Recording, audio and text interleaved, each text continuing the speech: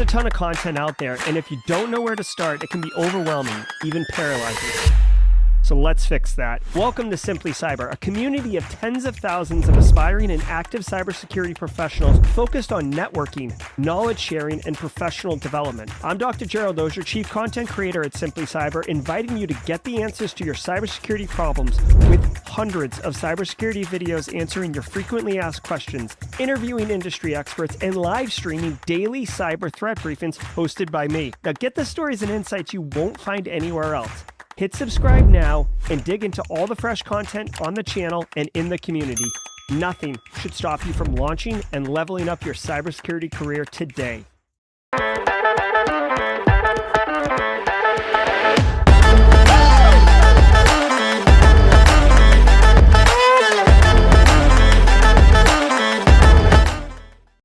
All right, what's up, everybody? Welcome to the show. Today is January 31st, 2024. This is episode number 547 of Simply Cyber's Daily Cyber Threat Brief podcast.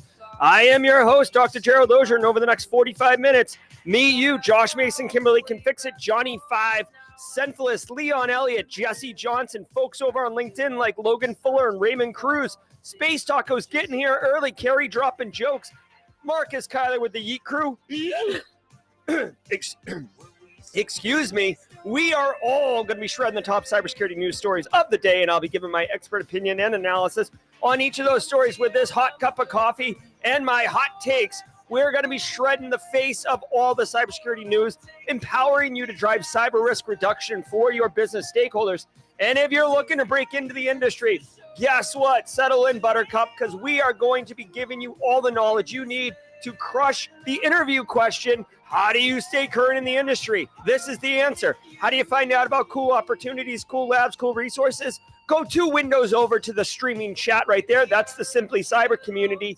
And it's all about good times in here. So say what's up, share yourself with the community. What are you doing? What's up?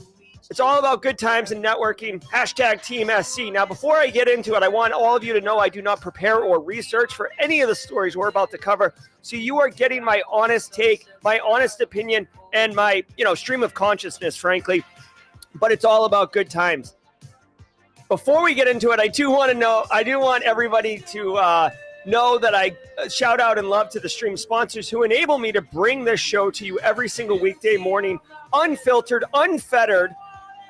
Starting with Barricade Cyber Solutions. Much love to Eric Taylor and the team over there. Barricade Cyber Solutions is dedicated to helping businesses from cyber attacks and recover from the damage done.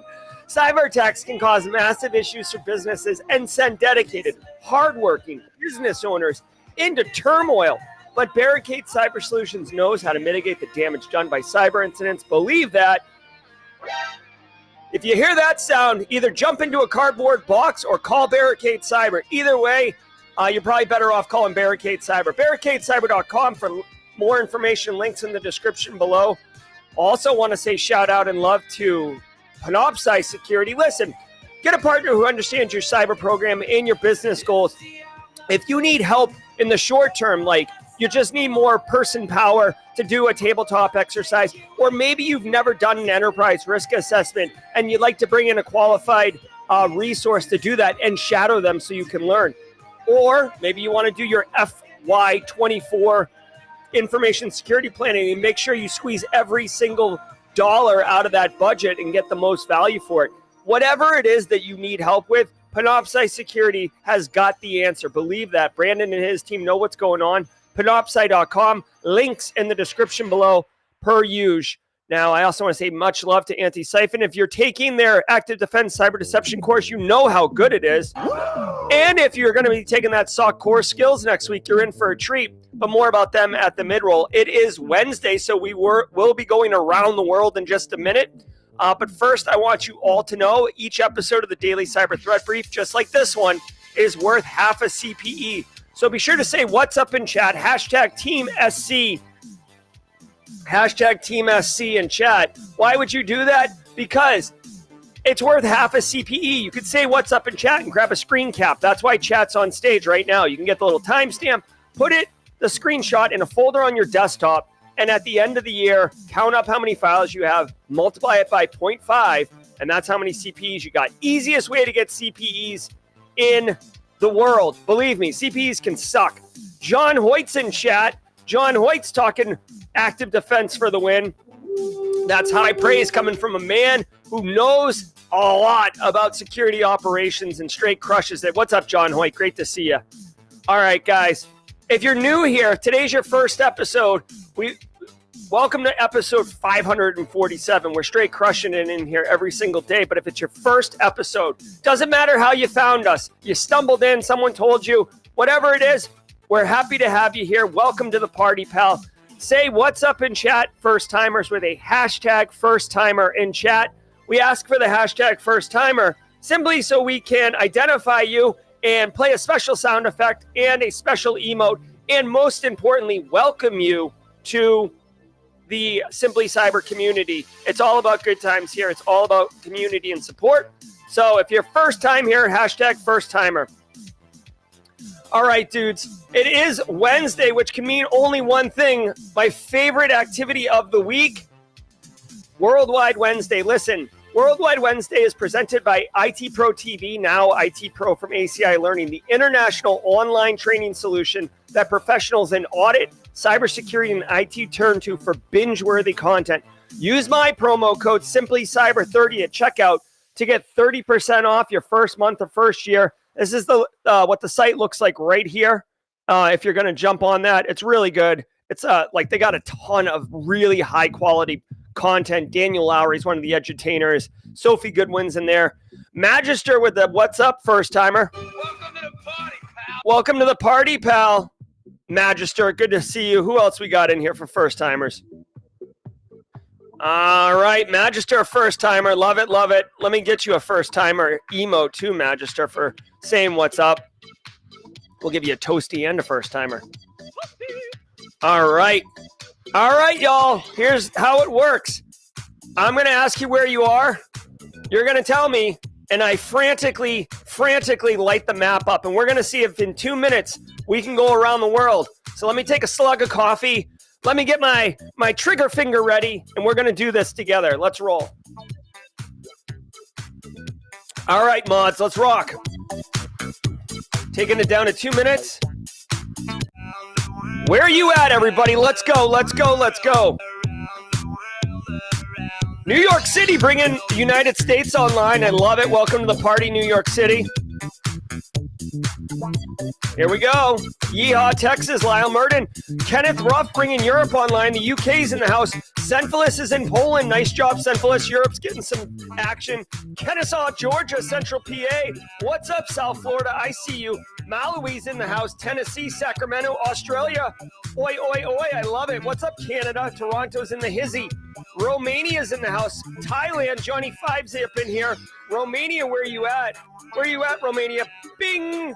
Bringing you online. Pueblo, Colorado with Justin Rohr. I see you, Ohio, Philip Martin. North Dakota, nice job. I love it. Congrats, Ray. What's up, New York? I see you. Hashtag Team SC.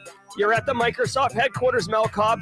Alabama, India. Very nice. India's come online. We've got some Asia action. Paris, France. Very cool. Europe's got a lot going on. We do need Zimbabwe. Kuta Chimera bringing on Africa online. I love it. What's up, Racine, Wisconsin? Yes, the Aussie showed up today. I love it. Cali. Thanks for getting up early, Angular. Portugal's in the house. Let's get Portugal online. Very nice. Ackworth, Georgia, Maryland, Blue Crabs, Grass Lake, Michigan, Trinidad, Tobago. Very awesome. I'll pull that up at the end because that's a tough one to get on the map here. What's up? The Midnight, Japan. Sorry, I got excited because I saw Midnight. Zimbabwe's checking in. What's up, Zimbabwe? Boom, baby. Love it. Nigeria's in the house. Nigeria's pushing it hard. Everest Base Camp, Valentino. Wow. All right, I saw Germany. Bing, bang, boom. Philippines in the house. We've got Pacific Rim action. Where is our... I see Malawi. I'm going to need help on where Malawi is. I forget where that is. We're going to need some... Turkey. We're going to need some South America. Where are you at, South America? 15 seconds. Spain. Boom, baby. Italy. Boom. Europe is in full effect today. Jesus. Ethiopia's in the house. Africa's coming on strong. What's up, DC? All right, y'all. Ethiopia, Spain, Nigeria, Bangladesh. Let's get some Bangladesh action. All right, let's take an inventory. I'm going to go back through the mods. 1 second. All right, I see Cambodia. Cambodia's in the house. Cambodia. Damn, where is Cambodia? That's a tough one for me. There it is, right next to Thailand. Cambodia, Australia, Congo. What? Congo? That's our first Congo. I haven't seen Congo before. Welcome to the party, pal, Congo. Welcome to the party, pal. All right, we got Japan, Germany, Zimbabwe. I love it. We got all these already. Japan, Sicily, we got you, Tom. Germany, India, very nice. Bangladesh, very nice. Philippines, we got you. Malawi, I need to know where Malawi is. I'm Chile. Yes, I'm going back through the mods and I'm seeing Chile, Ireland, Wales. All right, sorry, Wales. It doesn't show up on the map. All right, hey, guess what? We went around the world. Yes, sir. Nice job, everybody. My friggin' favorite part of the daily cyber threat briefs. We do a lot of stuff here during the week, but I'm telling you what, active international representation live right now with 296 of you awesome people. This is what community is. This is what diversity is. This isn't a 30-minute webinar on what diversity is. This is diversity. We have international representation, international perspective. I love it. Thank you so very much. Someone said Paraguay's in here. We'll get Central America online. Where is Paraguay? Bolivia. There it is. Look at that. Paraguay. We got you. We got you. Love it, love it, love it. I want to say shout out to all of you for helping us go around the world, but special shout out to Paraguay and Congo, 2 countries I have not seen shown up on Worldwide Wednesday, and we're straight crushing it. Malawi, I am going to learn where Malawi is. It is near Mozambique in Southern Africa. Malawi. There it is. Yes. All right, we got it. Cool. All right, everybody. We did it. I love it so very much. Thank you all for crushing it. Thanks to the mods. Shout out to the mods for helping me stay organized during that Worldwide Wednesday session. Throw some mod love. All right, guys, guess what? We had fun. It's all about good times. However, we do have work to do. So do me a favor, sit back, relax, and let's let the cool sounds of the hot news wash over all of us in an awesome wave. I will see you at the mid-roll. Cybersecurity headlines. These are the cybersecurity headlines for Wednesday, January 31st, 2024. I'm Steve Prentice. Mercedes-Benz exposes sensitive data and source code. Researchers at Red Hunt Labs discovered during a routine internet scan an authentication token belonging to a Mercedes employee that had been left exposed in a public GitHub repository. Speaking to TechCrunch, Shubham Mittal, co-founder and chief technology officer of Red Hunt Labs, stated, quote, "The GitHub token gave unrestricted and unmonitored access to the entire source code hosted at the internal GitHub enterprise server." Mittal continued, "The repositories include a large amount of intellectual property, connection strings, cloud access keys, blueprints, design documents, single sign-on passwords, API keys, and other critical internal information," end quote. It is not known if any customer data was contained within the repositories. TechCrunch alerted Mercedes on Monday, and on Wednesday, a Mercedes spokesperson confirmed that the company, quote, "revoked the respective API token and removed the public repository immediately," end quote. Also, in unrelated news, the analyst who left that key publicly exposed is walking funny today because he's got 24 executives up his butt. Jesus, man, you've really got to be careful with your keys, okay? Keys are, they say password in here, publish password, but it doesn't really, to me, that this is a mistaken title. It's not a password. It was a certificate that you can, so like when you log into systems, you can use a password or you can use a certificate, leveraging the wonderful world of cryptography and PKI. So this individual, Mercedes-Benz, huge company, they have an internal GitHub repo, resources. They probably have internal apps, internal projects, internal dev, all that stuff, right? And this person unfortunately left their private key out. I mean, this is the equivalent of like leaving your keys in your car door and going into the mall.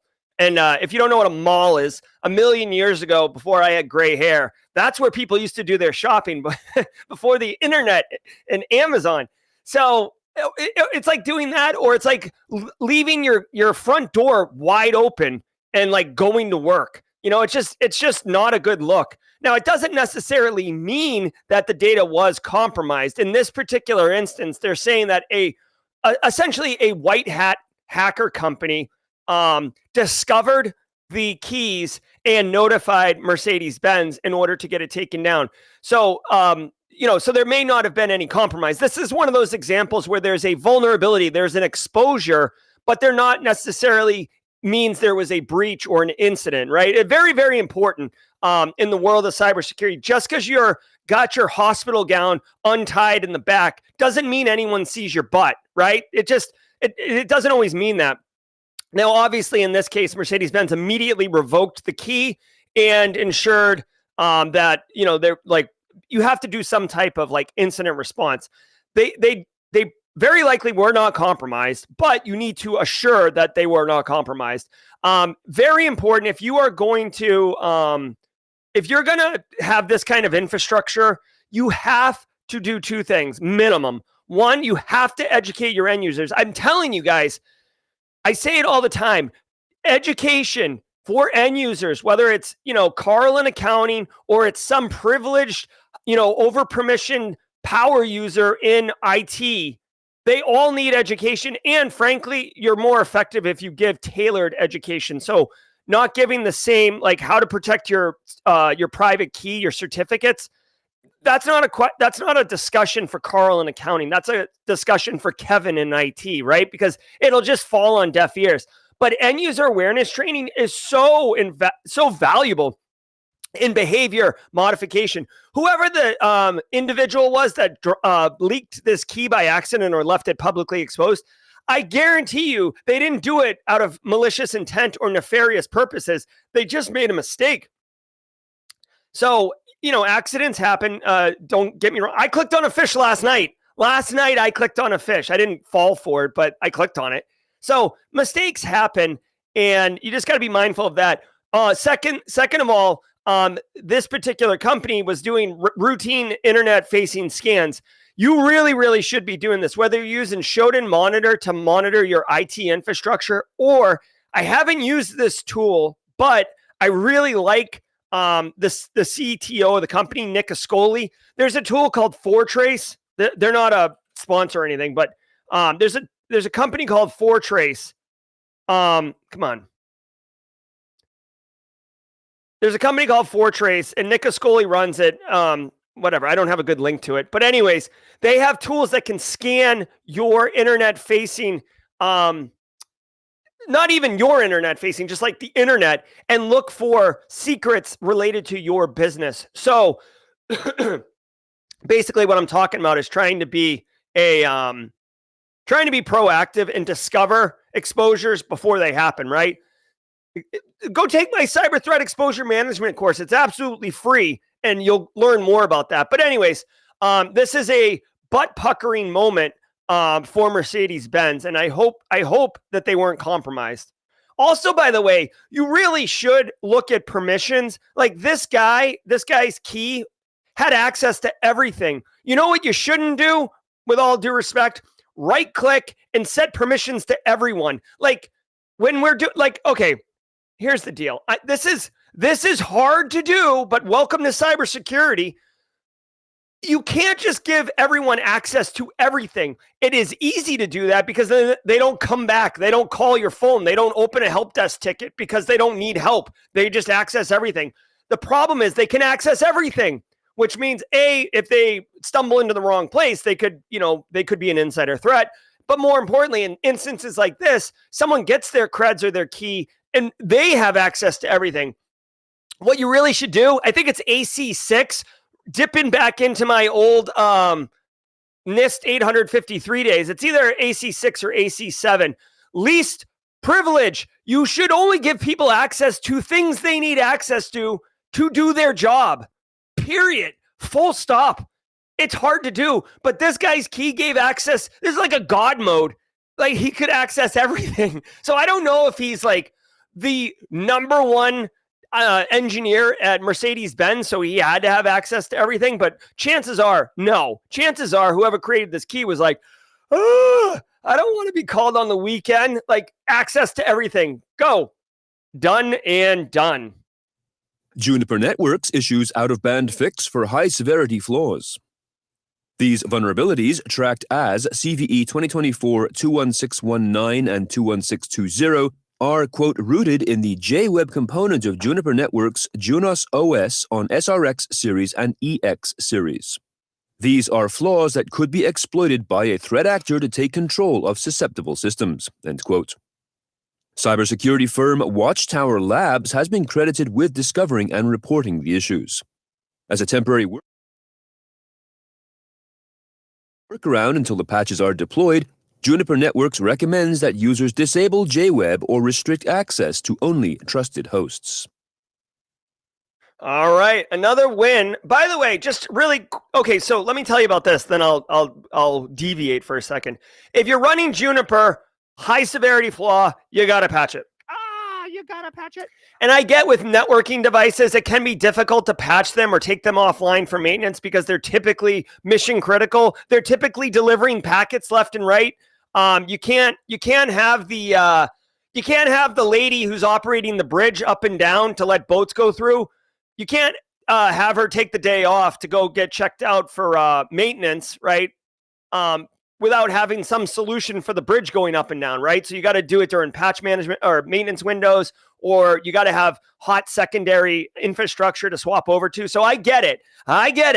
Patching these things isn't easy. However, what I would say, if you're running Juniper, this sounds like a pretty high severity issue. They do have a workaround by disabling some web front end. Sounds like an admin portal of some sort.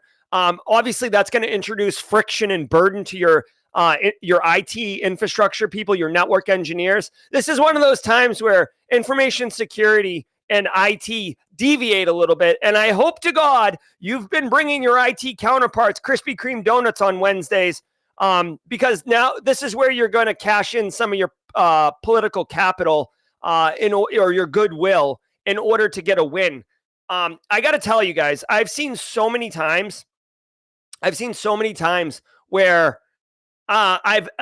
this is based on real experience, right? Like I've seen times where like, hey, we really need you to fix this. Okay, this is important. They're like, all right, we'll do it during the maintenance window on Saturday night. Okay, like every first Saturday of the month from 7 to 10 p.m. Okay, that's fine. That's next Saturday, so like fine.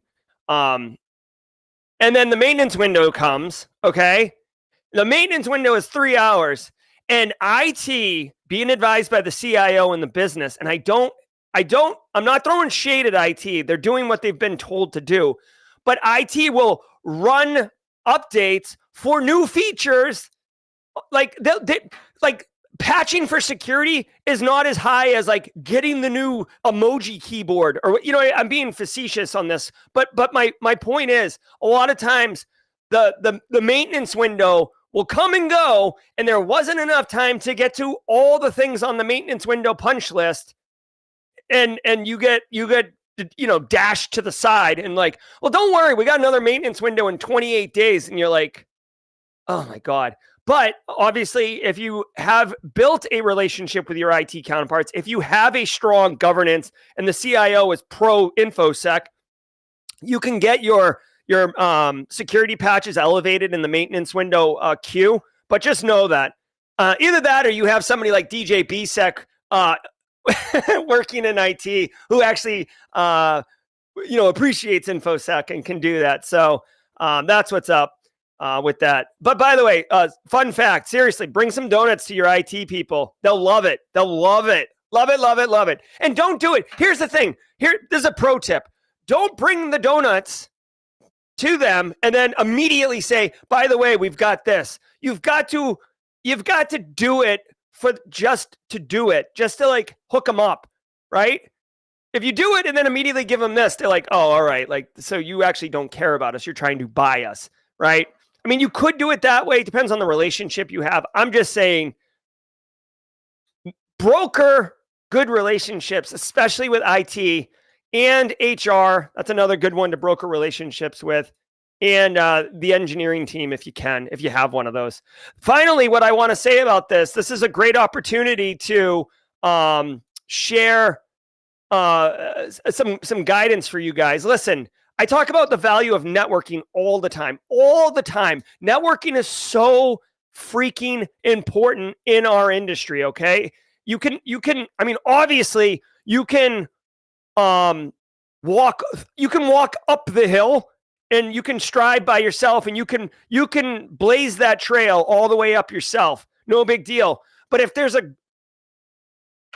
you can climb the mountain yourself. But if literally there's a gondola right here, and on top of the gondola, it says networking and community, and there's like 8 people in the gondola, and the gondola is just going up the mountain, you're still going to get to the same location. One of them is a much more enjoyable, pleasant experience than the other one.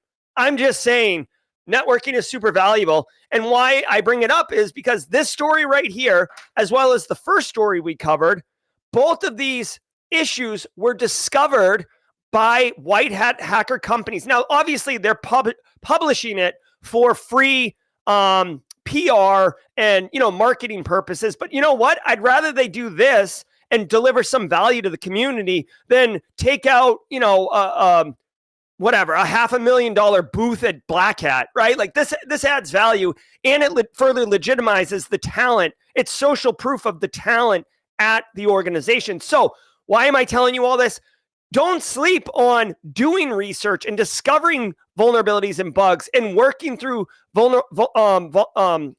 responsible disclosure to organizations and potentially getting yourself identified as a security researcher, and you're helping out a business. They might even hire you, okay? Okay. New Z-Loader malware now with 64-bit Windows compatibility. 2 years after the Z-Loader botnet was dismantled, this new variant comes with changes to the loader module, which, quote, adds RSA encryption, updates the domain generation algorithm, and is now compiled for 64-bit Windows operating systems, end quote. This is according to researchers at Zscaler Threat Labs. Paraphrasing the lab's analysis for brevity here, some of its new features include junk code and string obfuscation to resist analysis efforts, each artifact having a specific file name to be executed on the compromised host, encrypting the static configuration using RC4 with a hard-coded alphanumeric key to conceal information related to the campaign name and the command and control servers. It has also been observed relying on an updated version of the domain generation algorithm as a fallback measure in the event the primary C2 servers are inaccessible.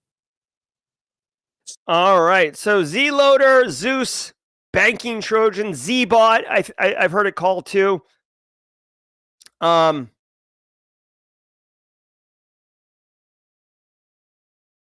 Interesting. So it says it's resurfacing after 2 years. After 2 years of being quiet. ZeusBot used to be like really like all over the place. Like it was almost as prevalent as like Emotet was. So this is a 64-bit version. I would argue I don't know. You tell me, chat, okay? 32-bit, 64-bit, I get like what's going on, how it's accessing more memory space and stuff like that. But like a 32-bit version of Z-Loader and a 64-bit version of Z-Loader, it doesn't, to me, it doesn't matter. It's the functionality and the capability that's coded into the program, whether or not it's 64-bit compatible or not. You know what I mean? Because Windows, correct me if I'm wrong, but Windows can run 32-bit applications fine. Right? So the fact that it's 64-bit compatible doesn't mean that it's going to work on more Windows machines now. This is interesting, this coming back. Obviously, the Microsoft Digital Crime Unit dismantled and took down 65 domains. Pretty awesome. Back in 2015, I think, or 2022. And now they're back. So the humans behind this one have been working diligently. They were obviously making an A-load of money off of this malware, and it's their money and they want it now. JG Wentworth of threat actors. So anyways, TLDR, this is a pretty effective piece of malware. The fact that it's launched back out, I'm sure, indicates that they've tested it. These are sophisticated threat actors. They're financially motivated. They're not nation states, but they are all about straight cash, homie, okay? Straight cash, homie. So what I would advise for you to do is shields up, educate your end users on not just phishing emails, which you have some control over, but you could see malicious search engine ads. So, they could be sponsoring malware posts, trying to do typo squatting and trick people. Just educate your end users, because that is the initial infection vector for this malware. And it sucks. But you know what? That's honestly why we have a job and why we have to be vigilant, right? No days off, unfortunately. And that's the reality of InfoSec. It's a hard job because it's demanding. Samron seeks to replace chip transistors with MEM capacitors. The German company Samron, S-E-M-R-O-N, has created 3D scaled chips that can run AI models on smartphones, earbuds, VR headsets, and mobile devices. These chips use electrical fields to perform calculations rather than currents, which allows for greater efficiencies in operation and manufacture. As described in TechCrunch, the chips use a MEM capacitor, which is a capacitor with the memory to run computations. The majority of computer chips are made of transistors, which, unlike capacitors, cannot store energy. They merely act like on-off switches. A link to the article, which has more details about the technology, is available in the show notes to this episode. Okay, so good question. One, did they add AI to this story for SEO, for search engine optimization, to rank higher? All right, so this is more on the hardware side of things. And it says, replace chip transistors with MEM capacitors. Now, if you don't know, transistors, the fundamental element of modern computing, it basically looks like the flux capacitor. Okay, that's basically what I'm pretty sure the flux capacitor was actually modeled after a transistor. It looks like a Y, right? And the power comes up and it either goes 0 or it goes 1. 0 or 1. It's a bit. It's a 0 or 1. You put enough of these transistors together and you can have zeros and ones all over the place, which can compute up into bits and bytes and memory and data and storage and apps and 64-bit Z-loader malware. Okay. But here's the thing.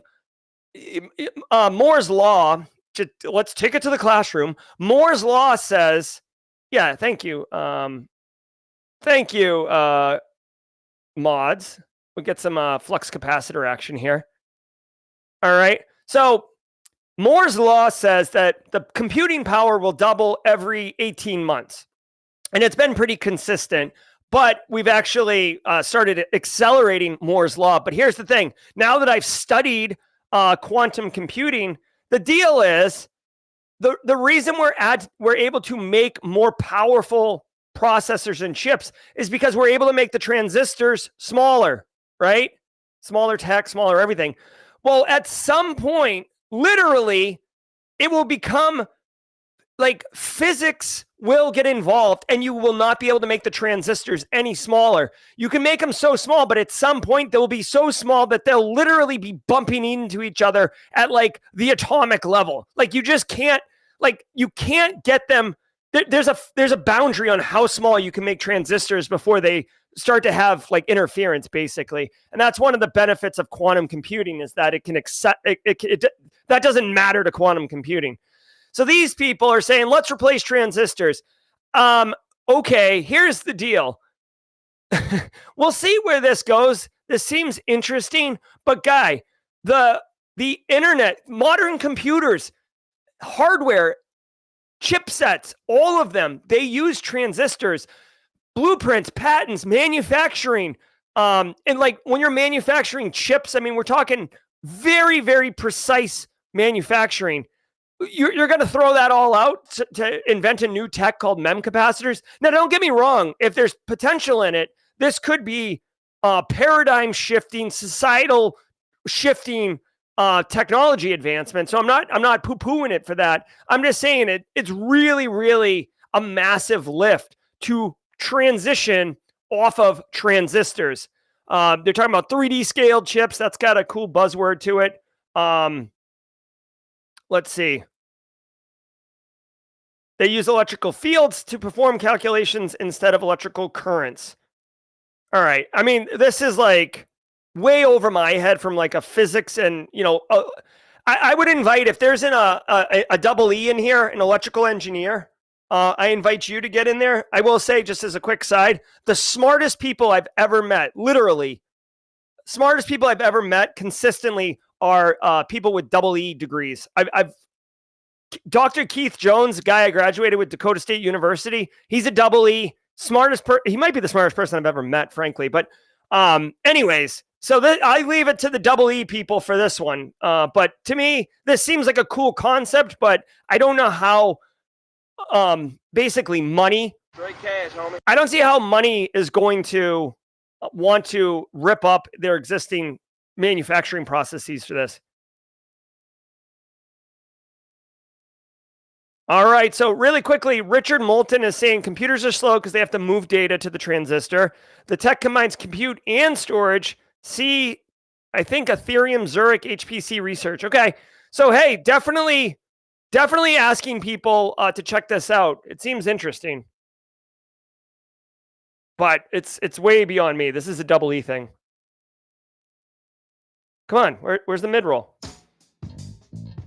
And now, a word from our sponsor, Vanta. Marcus Kyler, our From local dozens of double E. spreadsheets and screenshots to fragmented tools and manual security reviews, managing the requirements for modern compliance and security programs is increasingly challenging. Vanta is the leading trust management platform that helps you centralize your efforts to establish trust and enable growth across your organization. Over 6,000 companies partner with Vanta to automate compliance, strengthen security posture, streamline security reviews, and reduce third-party risk. To learn more, go to vanta.com/CISO and watch their 3-minute product demo. That's Vanta, VANTA.com/CISO. All right. Hey, I love Alpha Sierra with a quick Breakfast Club reference if you caught it. Guys, it's the mid-roll. This is what we do.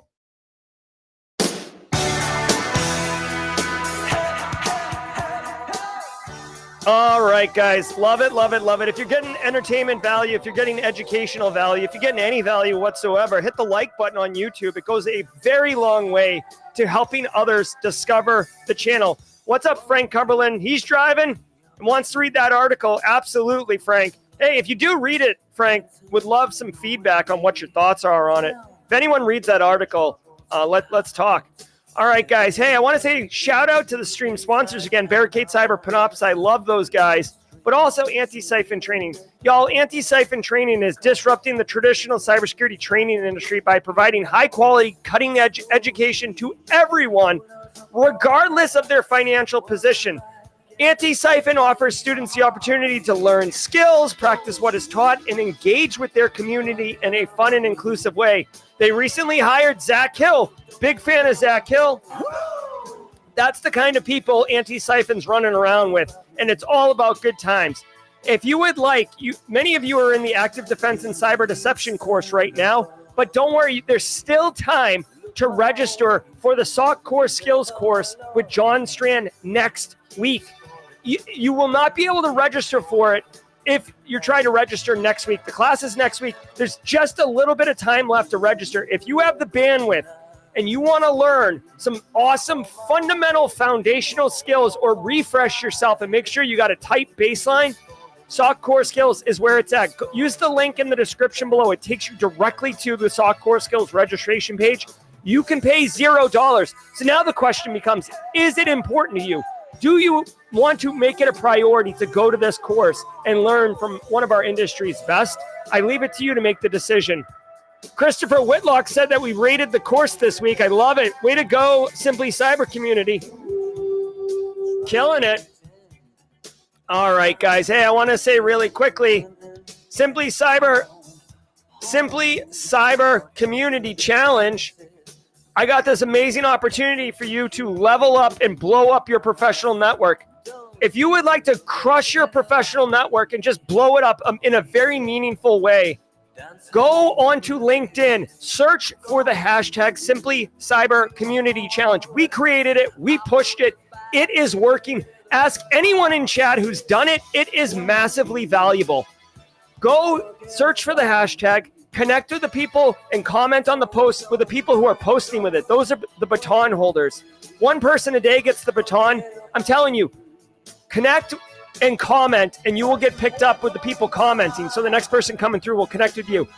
2 weeks' time, 5 minutes a day, you will get a blown-up professional network. Now, the baton holder, Martin Clark is in chat. Martin Clark, please, is looking for someone to take the baton. So if you would like to be the next baton holder for the Simply Cyber Community Challenge, raise your hand and let's go. All we ask is if you do, you go on to LinkedIn, you post your cyber story. Why do you love Simply Cyber? Why do you love cybersecurity? Why do you show up for the daily threat briefing? What are you doing? How is cybersecurity impacting your life? What are your career goals? Whatever you want to tell that story. Use the hashtag Simply Cyber Community Challenge and tag me, Gerald Auger, and we will blow it up and blow up your professional network in a meaningful way.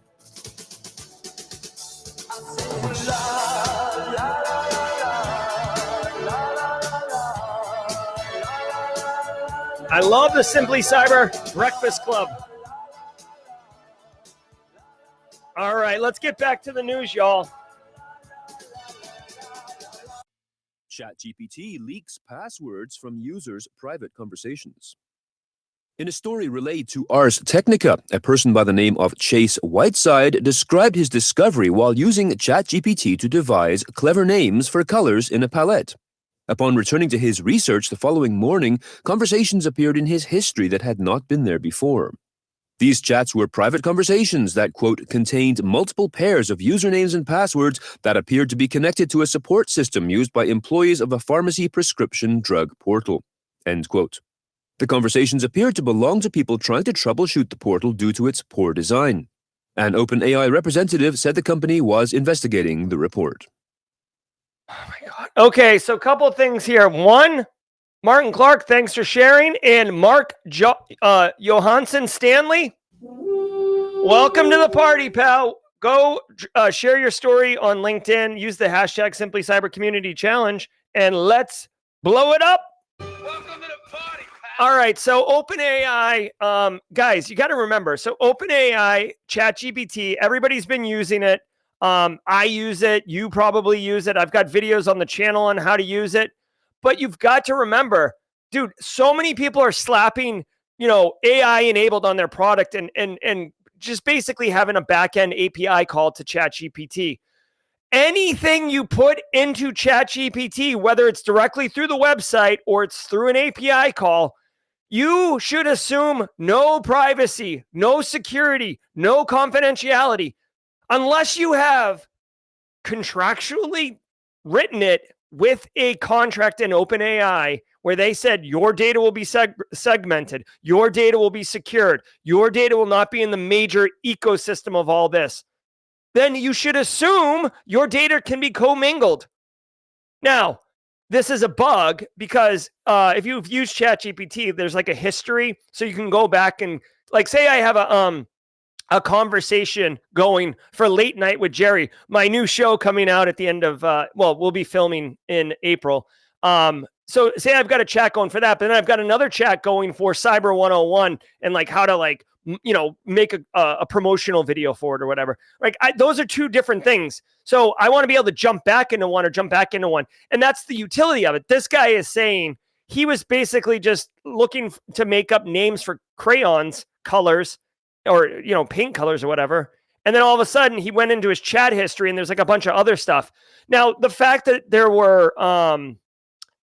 username and passwords in here is just a coincidence. Obviously the tech support people at this pharmaceutical company were trying to do tech support. And I'm assuming like whatever system they're using for ticket management and stuff had a ChatGPT backend that pushed this in there. So I'm not even going to get mad. Honestly, as I'm thinking about this again, I don't research these stories in advance. The more I think about it, this is not a problem for the pharmaceutical people, right? When they put in the username and password, I have to assume that they did not log into ChatGPT and they're dropping this stuff in here. They probably were using some service ticketing system that system had ChatGPT APIs built into it. So there really is a supply chain, software supply chain risk kind of associated with this, especially if the ticketing system assured data security for their clients, including this pharmaceutical company. So there really could be like a third-party risk. Again, third-party risk. I'm always trying to bring that into the conversation. This could be a third-party risk that people are taking on without even knowing it. Really need to be careful ever documenting passwords in documents, right? Unless you're documenting it to send it to the user and they have to change their password on initial login. But yeah, you got to be careful with that. Keenan warns of data breach after summer cyber attack. The California-based insurance brokerage and consulting firm that focuses primarily on education, healthcare, and public agencies sectors is warning 1.5 million customers that hackers accessed their personal information in a recent cyber attack. The company, which has since 2017 been part of Assured Partners NL, one of the largest brokerage firms in the US, says the stolen information is PII, including social security numbers, passport numbers, and driver's license numbers.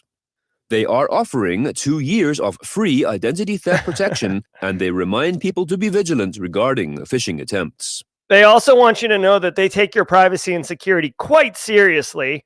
Enjoy the stacked identity theft and protection. Okay, so this is making news simply because the state of Maine has pretty strict privacy and data breach notification laws. It says 1.5 million people. That might just be 1.5 million Maine residents. I'm not sure. By the way, like, not to like poo-poo this, because 1 million people's sensitive information is quite a bit. And 10 years ago, it would like, this would have been the lead story. Our faces would have been melting. We would have been, blah! But in reality, in 2024,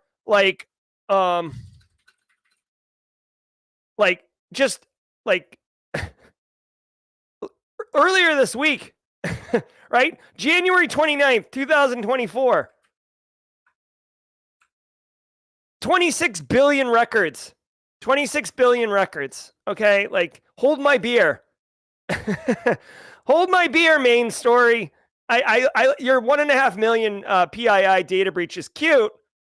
Honey, come over here and look at the cute 1.5 million people data breach over here. Oh, it's so cute. It's got like little anime eyes.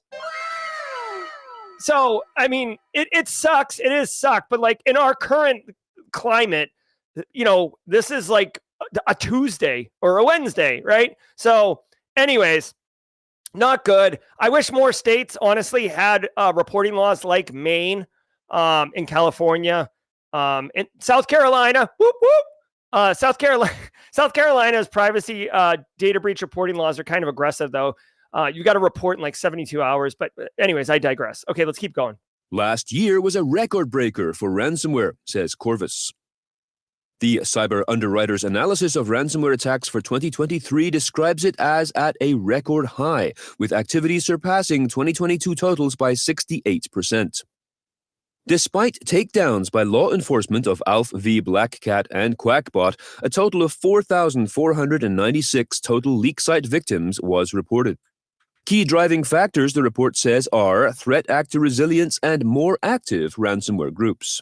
The transportation, logistics, and storage industries experienced consistent ransomware increases throughout 2023, especially with Lockbit 3.0, largely due to this industry's sensitivity to business interruption, which, quote, presents an attractive target to threat actors, end quote. A link to the Corvus report is available in the show notes to this episode. All right, so, hey, this is a really interesting report. Regulators! Mount up. I do enjoy a good, year in review report that can, be somewhat actionable. So I would recommend, this is from an insurance company. Okay, guys. insurance companies, guess what? They're like your doctor, okay? Like your doctor like you might, whatever, like whatever. But you know what? Doctors know the absolute truth because everybody tells their doctor pretty much everything. Insurance companies know the truth, right? You're not going to be able to make an insurance claim unless you tell them exactly what happened. The second you call your insurance company, which is like one of the first things you do, they initiate an incident response. They get all up in the mix. They are the ones who have the receipts on all the things, even the things that are not publicly announced. Okay, so my ears perk up when I see a insurance company releasing cyber breach and ransomware intel. This is well-grounded research data. Okay, so first of all, thank you, Corvus, for doing that. Let's take a look at the key takeaways. Due to law enforcement actions, way to go, law enforcement. I do love a good Europol, Interpol, FBI joint strike. The number of ransomware leak site victims posted in Q4 was lower, but only by 7%. So keep fighting the good fight, y'all. The number of ransomware groups active grew by 1/3 between Q1 and Q4. You know what? Just to provide some context, the number of groups increased, but like, let's be real. When a threat actor group gets popped, right? Like Revil or Conti or Wizard Spider, whatever you want to call it. Or I can't even think of the other ones that got busted up recently. But anyways, if they don't get all the players, right? If they don't root out all of the infection, the people behind it, right? So they just arrest some of them. The ones who don't get arrested, they splinter, okay? Maybe they rejoin others. Maybe they recruit new members, whatever. But, they'll just pop back up. So when I see ransomware groups active increased, what I think is I'd be curious to see how many like ransomware threat actor humans increased, right? Because like if one group gets raided and they turn into 3 groups, well, that's the 300% increase. But in reality, it's actually a decrease in the number of threat actors doing the work. So, we'll see what those numbers indicate. Threat actors in Q4 proved resilient in the face of law enforcement, switching from Qbot to Peekabot to Darkgate. Yeah, exactly. Software is software, guys. You can copy it, you can paste it, you can put it on a floppy disk and throw it in a safe. You could have, C2 infrastructure and backup infrastructure snapshotted and be able to roll it out. Like, dudes, like when we as practitioners talk about business continuity, disaster recovery, hot infrastructure to switch over to, warm infrastructure to be able to spin it up quickly. Ransomware is just a business. It's illegal, but it's just a business. So they introduce the same type of best practices and resiliency capabilities into their workflows. I'm not surprised. Dude, if you had I'm saying a dude a lot today. I don't even know why I'm doing that. If you have a money printing machine, right? Wouldn't you do everything in your power to make sure the money keeps getting printed? Ransomware is a blight. It is incredibly lucrative. It has very low chance of getting brought to justice for committing it. So it's a perfect storm of, situation for threat actors. So yeah, they're going to have the capability to get back up and operational as quickly as possible. Okay. Final takeaway, external vulnerabilities played a significant role in breaking ransomware activity records throughout 2023. Yeah, I mean, guys, alone, the Progress Move It bug alone, Clop ransomware hit like millions of at least tens of thousands of businesses, millions of records were taken. That alone in 2023 probably skewed all the numbers there. Canadian malware actor gets 2 years. The Ontario Court of Justice imposed a sentence on Matthew Filbert, 33, who pled guilty in October to charges of fraud and unauthorized access to computers, and who left more than 1,100 victims in his wake. Among these was a family from whom he stole $10,000, 3 Canadian police departments, and the Ronald McDonald House Charity in Oh! Halifax, Nova Scotia. What a horrible person. Filbert has also been indicted by the state of Alaska for attempting to, quote, cause damage without authorization to a protected computer owned by the state of Alaska in 2018, potentially affecting medical data, end quote. His activities, which allegedly involve unnamed co-conspirators, were based on phishing emails containing resumes that delivered malware that allowed takeovers of victims' computers. I tell you what, maybe I'm just too close to this and I'm over prioritizing it because I see it all the time. But dude, this reminds me of that Trickbot developer who got 5 years, 4 months in prison for like screwing like millions of dollars out of businesses and stuff. This guy gets 2 years in prison and he stole from like 1,100 people, robbed a family, and he robbed Ronald McDonald House. That's like kicking like an elderly person who's fallen down. Like, what are you doing? First of all, what are you doing? How broken is your moral compass? And secondly, 2 years, Canada? What are we doing? I hope this guy gave up some more intel to like get a bigger fish or something, because 2 years, I mean, I don't want to go to prison for 2 seconds, okay? But it just seems like 2 years is a light sentence for this guy running like basically, I mean, he's a criminal. He's coordinating ransomware and malware attacks on private citizens, businesses, government agencies. He attacked. If you punch a cop, that is a serious offense. But apparently, if you ransomware a police station, we're all right here. What are you doing? I don't know. It sounds like he's being indicted in the United States and Alaska right here, a separate indictment. Canada and Alaska does have very friendly relationships, so extradition would absolutely happen. Let's see what the United States does with this guy. Catch me outside. How about Reminder to join us for an electrifying hour of cybersecurity. All right, there we go. We are at 8:57, almost nailed it. Holla, holla, holla. I want to say really quickly, if you were here just for the news, before you go, I want to remind everybody that my friend Tyler Ramsby, an amazing YouTuber, content creator, pen tester, is going to be my guest on Simply Cyber Live. Simply Cyber Live is a 1-hour live stream guest interview podcast I do on Thursdays at 4:30 p.m. Eastern Time. This week, it's Tyler Ramsby. This guy's awesome. He spoke at Simply CyberCon. Very inspiring. He's going to come on and talk about finding CVEs. The guy, I'm telling you, if you can get CVEs on your resume, you're a baller. Straight baller. So come out tomorrow at 4:30 p.m. Eastern Time. I'll drop a link in chat. I'll talk about it tomorrow. You'll love it. You'll absolutely love it.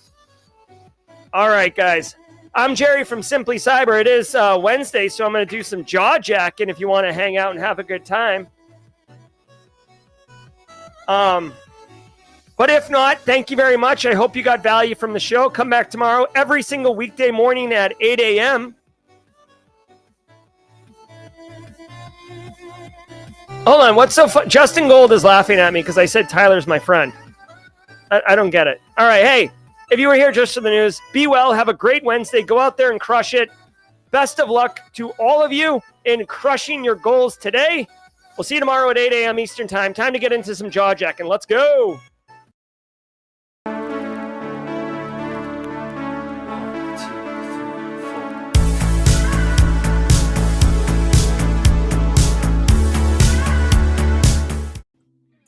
Hey, what's up, everybody? Welcome to the show. I'm your host, Jerry Guy. We're kicking it AMA style with the jaw jacking. Let me get more comfortable here as I take off my Black Hills Information Security Hacker Rekka hoodie so I can show my Black Hills malware t-shirt. Body by Black Hills is what I'm going. Oh, Jesus. Body by Black Hills is what I'm going with here. So what's up, everybody? Hope you're having a great day. That was a great show. Great show. Super pumped. I got news for you guys. I'll answer any questions, obviously. But I got some news for you. I left the studio last night at 6 p.m. This is the studio, the Buffer Auger Flow studio. I left the studio at 6 p.m. last night, and I walked into my house, and I gave my wife, Mrs. Auger, a great big hug, and I told her Cyber 101 is done. We had a moment, and then on to the next thing. I'm very, very excited. Cyber 101 is done. I'm making a little promotional video to launch it. I've got students from Mount Wachusett Community College enrolling today. And I'm going to be opening it up to the larger community probably tomorrow or Monday.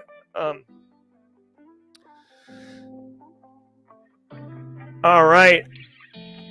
So Zach Morrison wants to know what are CVEs. And J.E. and Michelle, I will talk about the TV show in a minute.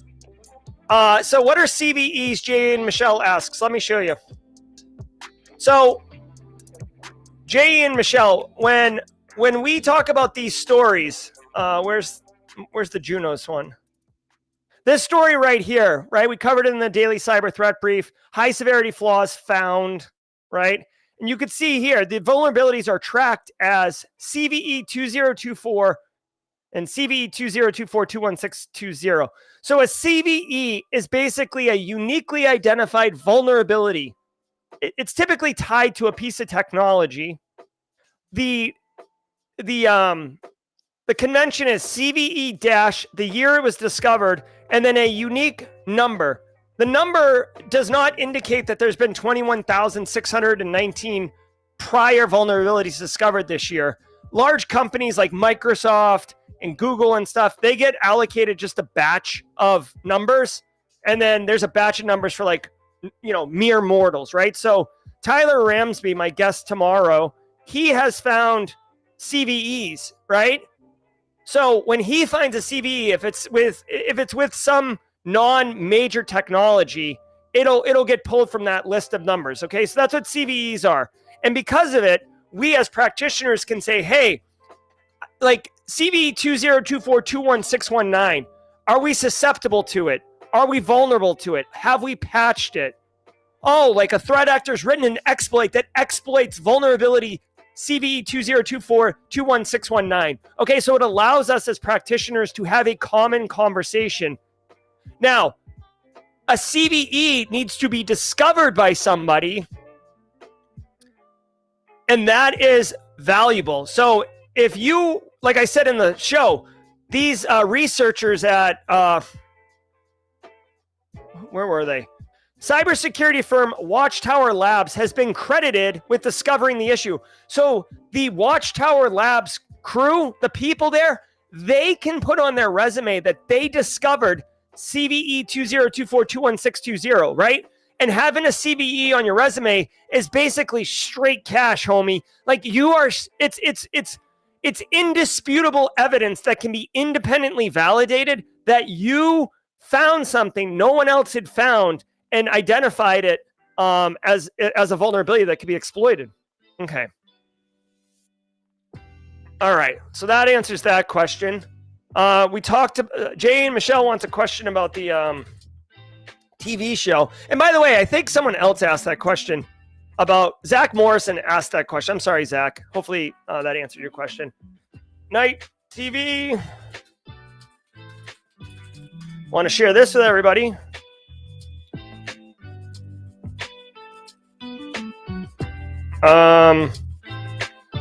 Let's see what's up here. Boom. So Late Night with Jerry. You can see Alyssa's posted this on her channel. My late night show's coming out. We're going to start principal filming in April. I definitely want to,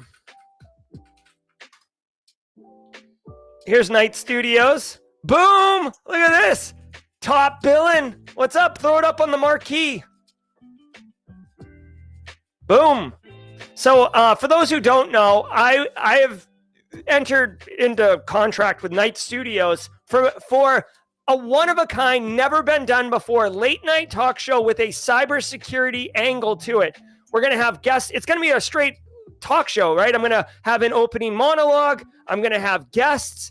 We're going to do all sorts of fun stuff. It's going to be filming. It's going to be filming here. And you can see it says coming summer 2024, season 1.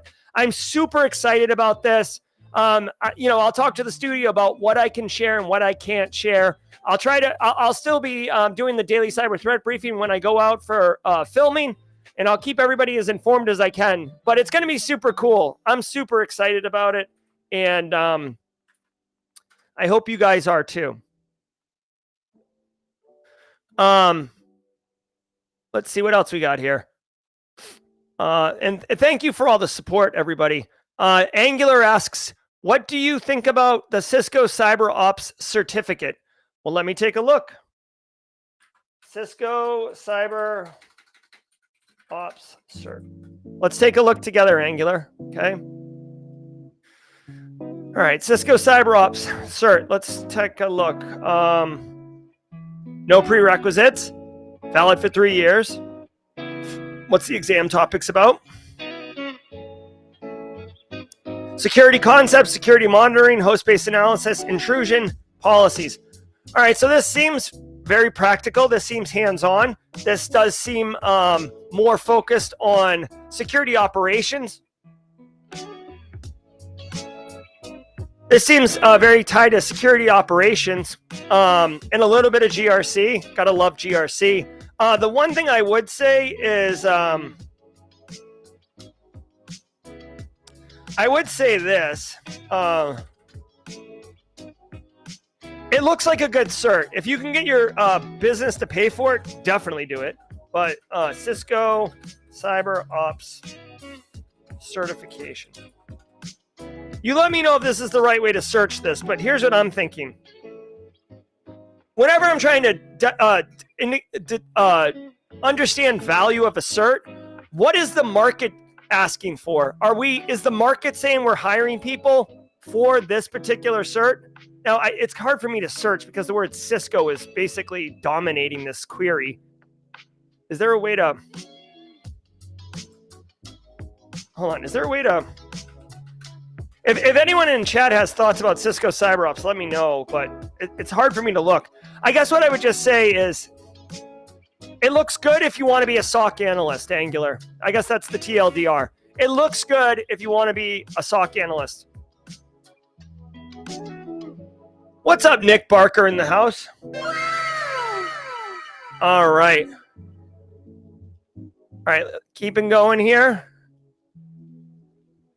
Darius Cater says, is the CC enough background to be able to take and understand the GRC masterclass? Yeah, so Darius Cater's asking about the GRC analyst masterclass. That's my class that I taught. And it teaches you basically fundamentals of GRC analyst work, right? Hands-on skills for end-user awareness training, risk assessment, audit, and policy and procedure development. For what it's worth, Darius, I actually have a primer in my course because I assume students will have I want no prerequisites for my courses. So having said that, yes, the ISC squared CC curriculum will be very helpful in getting more value out of my GRC analyst masterclass. Go for it. All right, so Tim McDonald says, outside of DMARC, DKIM, and SPF, what other controls to prevent phishing emails would you recommend? Well, number one is education for your end users, for sure, Tim McDonald. I know that's not a technical control, but you want to get into that. Also, if you can, depends on how you do email, but I will say a more robust professional email security gateway is definitely valuable. Exchange Online Protection is excellent. Proofpoint is excellent. Basically, you want an email gateway that has the ability to dynamically pull in threat intel feeds and dynamically adjust the phishing policies, basically. So that way, if my company uses Microsoft Online, Exchange Online, and we see some phishing campaign going on and we're reporting it, your company automatically benefits from it because Microsoft is going to update those things dynamically and control flow Plus, you get more granular level controls and stuff like that. So that's what I would say. DMARC, DKIM, SPF, definitely throw it in there, but there's more you can do. Chris Young, is the late night show going to have musical guest performances on each episode? Not that I know of. That would be interesting though, for sure. I will tell you, I'm probably going to talk about the late night talk show very little or in little detail. The studio wants to be the one to disclose updates and all the stuff with the show. So all I'll say is the late night show is coming. I'm excited, and I'll share as much of that journey with you as I can. Carrie says, Jerry, who's going to be your sidekick when Johnny Carson had his late night show? That's funny. Season 1, I'm not sure. We'll see, Carrie. All right. Are you going to tell jokes? Legrat asks. Yeah, I mean, I'll try to tell jokes. You guys tell me if it's funny. I don't know. Maybe we'll have to get James McQuiggan. Now, that would be something. James McQuiggan at 35,000 feet riding next to me on the couch. That's pretty funny. Jason Bagwell, dude, if I become the Johnny Carson of cybersecurity, that would be insane. That would be like a total home run. I don't know. To me, the concept of the show, it's never been done before. Honestly, the way I do content, I don't know if you guys agree with this or not. It's how I feel. The way I do content, yes, I kind of look at how other people do it to get ideas and inspiration, but like, I just do what I want to do and how I would want it to be. Like the daily cyber threat briefing. There's a couple other content creators out there that do morning cyber news daily, right? But a lot of them are kind of similar, and I would argue the way I do it is different. So, I'm trying. This show, it's going to be. I'm heavily involved in the creative direction of the show. So we'll see. I'm not just the host.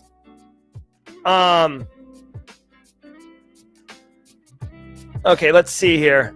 That Jerry guy is so hot right now. That Hansel's so hot right now. Oh my God, that's funny. So Zach Morrison, this is going to be released on Night TV Plus or Night Plus. I think it's Night TV Plus. It's a streaming service. You could see it. Yeah, here's a link to the studio and their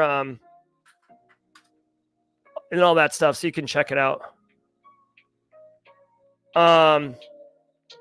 Let's go, Kimberly. The ethical hacking on the Cisco skills for all is better than CyberOps. Okay, so Richard Gacharu has experience here. Richard Gacharu is saying the ethical hacking on the Cisco skills is better. So check that out if you're interested in pen testing. Ray Sanchez says, yesterday I passed the ISC2 certified in cybersecurity in the CompTIA Sec Plus exams. Jesus, way to crush it, Ray Sanchez. Should I apply for cyber jobs directly through hiring companies' websites or within LinkedIn? So Ray, I would say do both. I would also say a lot of companies don't get their posts on LinkedIn. You have to pay. As far as I know, you have to pay to put your job postings on LinkedIn. So there's a lot of opportunity that you won't find out about. Ray, I would also say get in chat, network with people. Just the other day in chat, I think it was Monday this week or like late last week, University of Texas, Dallas Information Security Office had a GRC job they put in chat. You know what I mean? So like these things happen. All right, what else we got?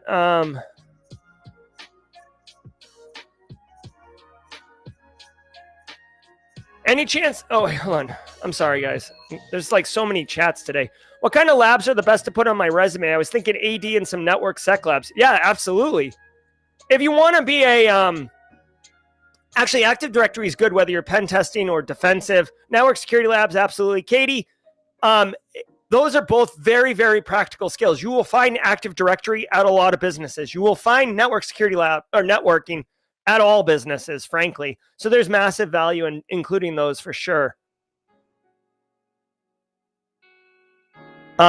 Space Tacos late night show soundtrack equals the midnight. Oh my God, that would be epic. Oh my God, could you imagine? Could you imagine? Like Jim, like I love the Roots. I've seen the Roots in concert more than any other group ever. Okay, I've seen him in concert like 7 or 8 times. When Jimmy Fallon got the Roots, I was like, oh my God, that's so BA. Dude, if the late night talk show with Jerry took off and the midnight became the house band, you know the emoji that's like a melting puddle? That would be me. 100. Let me see this. Melting. Oh my God. Melting puddle emoji. Yes, this is me. If they announced that like the midnight would become my house band, like instant melt. Oh, can I just share something with you guys yesterday? I would love people's thoughts on this, okay? Oh, Jason Summers likes the midnight too? Yes. I love the midnight. Let me share this with you guys. I've loved the midnight for years and years, okay? I love them. I listen to them every single day. I cannot get sick of their music, all right? Last week, the midnight, had a new website pop up, and it had a countdown timer 1 week away. And every single day, they would drop like another hint. And me and Mrs. Auger were like, oh my God, super anxious. Like, is it a new album? Is it a single? Is it maybe some B-sides that they didn't release on the main? They just got done doing a trilogy of albums. And, you know, they could have had some B-sides that they didn't release. And we were so excited. Yesterday, it drops. It's a graphic novel.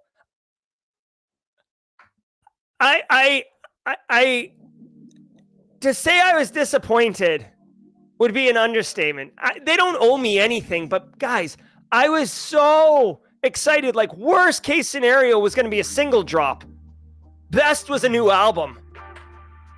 A graphic novel. I want to listen to the midnight, not read the midnight. You're killing me, Smalls. All right, let's keep going.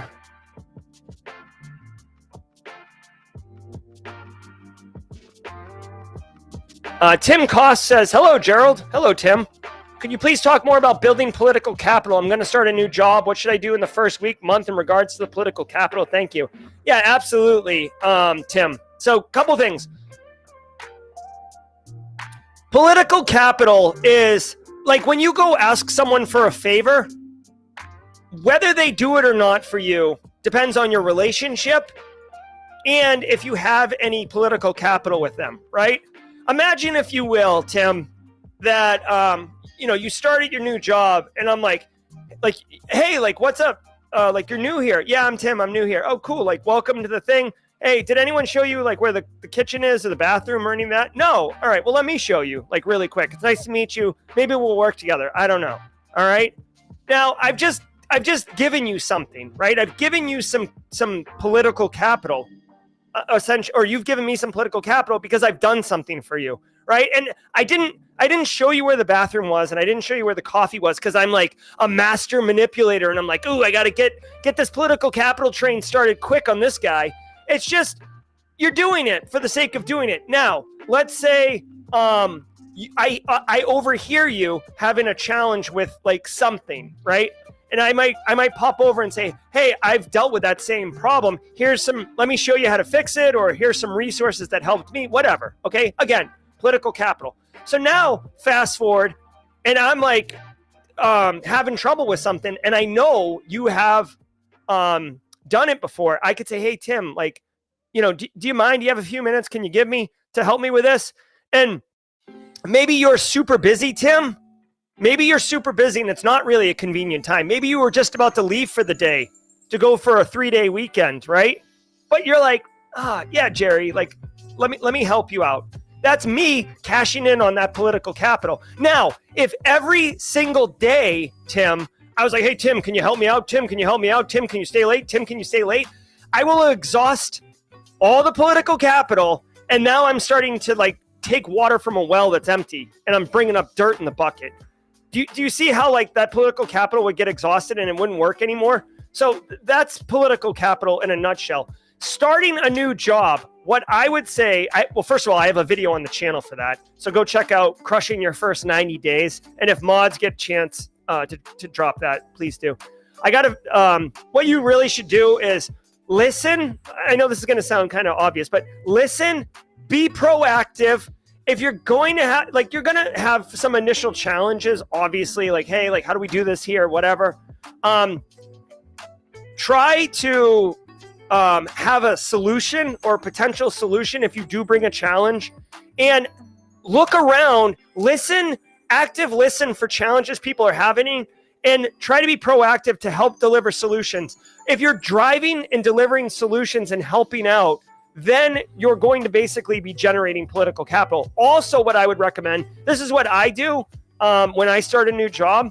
I meet with my boss as soon as I possibly can. As soon as I possibly can. In fact, oftentimes I'll meet with my boss before I even start, which that's a decision you have to make for yourself.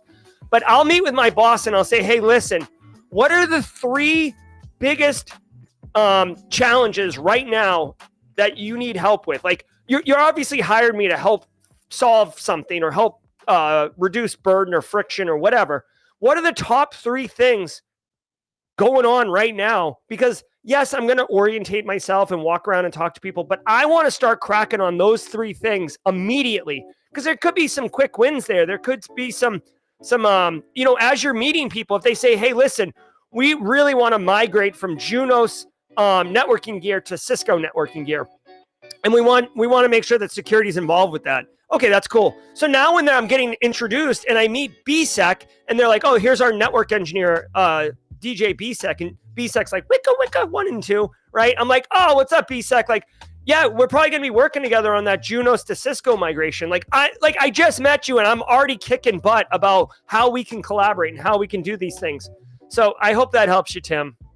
Nerman Zlatnovich with the super chat. Did we just become best friends? Yep. Love it. Thank you, Nerman. Hello, Dr. Auger. Using MFA, which one is more secure? The Authenticator app or text message? 100% Authenticator app, Nerman. Text message, you can get SIM swapping. You can get phished with the text message. You can be man in the middle attacked or adversarial in the middle attacked. The Authenticator app, it's not bulletproof, but in my opinion, it's a better solution. Less exposure, less risk. Yeah. Well, that's another thing. So a couple people, like really quick, going back to the Midnight and the graphic novel, a couple people in the community, Jesse Johnson, Justin Golden, a couple others who are also hardcore avid, Casually Joseph, who are hardcore Midnight fans. They messaged me about the graphic novel too. So like, I didn't say it to them at the time. So Jesse and Joseph, I didn't say it to you at the time, but basically I lived this disappointment with my wife as we discovered together about this graphic novel and the disappointment associated with it. And then like 30 minutes later, Casually Joseph drops it on me and I just have to like relive the disappointment. And then Jesse drops it on me. So it was a tough day for me in the Midnight. But it does. I am unwavered in my love for them. All right. Chris Young with a super chat. Did we just become best friends? Yep. Thanks so much. Looks like we got a Zach Hill sighting in the hizzy. Zach Hill, everybody. If you know, you know. He shows up as IT career questions in chat, but he is an amazing individual. Everybody, please, let's say hello to Zach Hill. Any advice on getting a foot in the door? Been applying for all kinds of roles in cyber or infotech, even help desk. Recently completed UCF Cyber Defense Pro Cert. And this is from Black and Blue 94Z28. Yeah, so Black and Blue, the number one thing you can do is... well, there's a couple things you can do. Number one, you should absolutely be networking within the community. You're going to find out about job opportunities that are not even posted. The second thing you should be doing is getting practical hands-on skills. Like if you want, I don't know, you said you just graduated, you're applying for jobs. So I don't know if you're looking for work and you have time, but like literally Black and Blue. Next week, John Strand is doing a course which you can take for free. Where is it? SOC court. Where is it? Bro. SOC core skills right here. You can get 4 days of training with practical hands-on skills taught by a SANS level instructor for free next week. So black and blue, that's what I would do. I would get practical skills. I would network within the community. Yes, you can still apply to jobs and stuff. But like I said earlier, there's two ways to get a job in our industry. You can hike up the hill with a 400-pound backpack on. That's basically going through the front door and applying to jobs and everything. Or you can take the gondola with like 25 other people, have your bags on top of the gondola. You're sipping a nice Earl Grey tea and just cruising up the side of the mountain. And you do that by networking and finding out about opportunities, delivering value into the network, into the community, and opportunities will present themselves. It's just, the problem is you can't predict like, oh, I'm going to get a job in 3 weeks if I do X, Y, and Z. You just have to, continue to apply. But I'm telling you, networking is super valuable. Chris Young, Zach Hill is over at Black Hills now. Yes, he just started up over there, and he's already killing it. I already had a call with Zach about the collaborations that I do with Antisyphon and Black Hills. Oh, by the way, Black and Blue, the link to the SOC core skills is literally in the description of this video. So just go down, check it out. The gondola is so hot. That Hansel's so hot right now. The gondola is so hot right now. Is that even the right word to use, gondola? I feel like I might be dating myself a bit. But John is so funny as a teacher. I can recommend just based on how he sees if you were paying attention. Exactly. Yeah, John Strand is amazing as a teacher too. He's an amazing person. He's an amazing professional. He's an amazing teacher. He's very inspiring. Thrift Daddy Kane. It's John Strand, and it's SOC core skills. I'm going to drop a link in chat to Antisyphon training. So that's a link to Antisyphon training right there. Like, you'll have to go one step deeper to get in there, but you'll love it. Trust me. Nick, sign up in the description. Look it. Hold on. Let me just do this directly for everybody. Go here. Look, I'm going to do this step by step. Okay. Here's the link in chat. Here's SOC core skills right here. I'm going to click on this. Here is what it looks like. SOC core skills. Starts February 5th at 11 a.m. I'm going to scroll down. I'm going to register for live training. Okay. I'm going to click that button. Here we go. I'm going to fill out this form. I'm not going to do it. But now, you will notice right away that I say it could be for free, but the lowest item says $25. If you would like to pay for $0, right here, for tuition assistance, click here. This is how you get it for $0, okay? You will be very happy if you take this course. Believe me. Registering is so hot right now. That Hansel's so hot right now. Registering is so hot. Like, listen, I'm literally wearing a Black Hills t-shirt right now. I had a Black Hills hoodie on earlier. I love this company. I think they do amazing work. And they're part of just such a kick. Sorry, Kennedy. We almost got through a whole show without swearing. What does Mrs. Auger think about Married to a Celeb? You know what I'll tell you about Mrs. Auger? She keeps me incredibly grounded. I love my wife. My wife is the best. Zach Hill will be there with the class with John. Absolutely. Yep. $25 gets you the cert. Absolutely.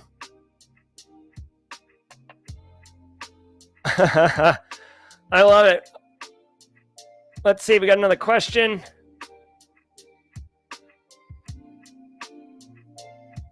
All right.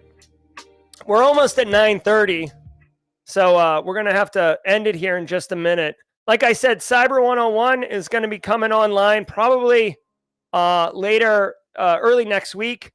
I sent Kimberly, I don't know if she saw yet. I sent Kimberly a demo of the promo video. ZMF's wife's the best. Okay.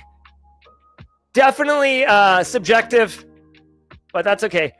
Raniel Isaac says, thanks for bringing these amazing trainings to us. Active defense training is so fun, and we're learning so much from John. Yeah, 100%. Guys, here's the thing. Just really quickly, I've been telling you for weeks about active defense, cyber deception, and SOC core skills.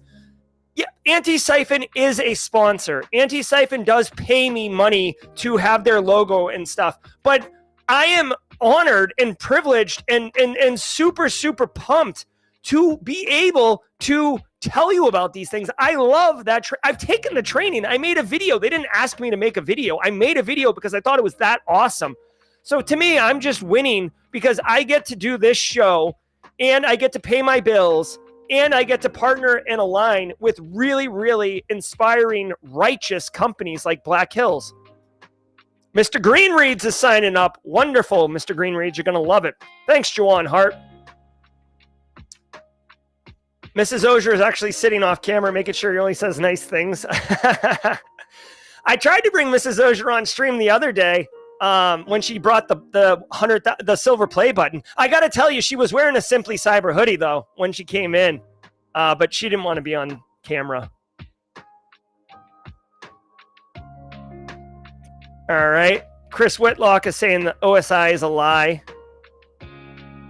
Rob Graham's got a pretty good rant on Twitter about that.